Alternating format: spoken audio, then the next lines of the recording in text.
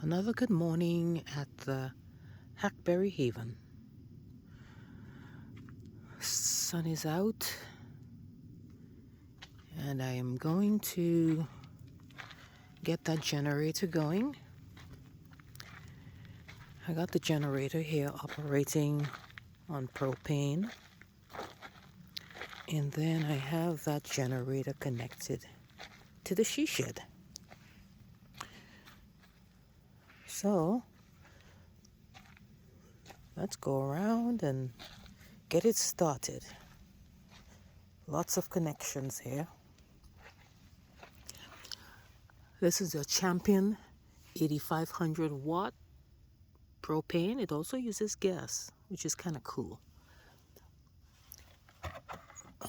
Let's get it cranked up here.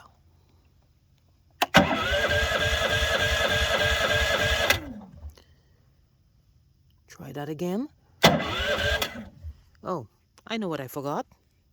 To turn the gas on. Let's do that. Gotta get that propane turned on. All right. Now let's see if this works. There we go. That's the first kick. Now I'm gonna turn it on the propane. And off she goes. Trucking along really right.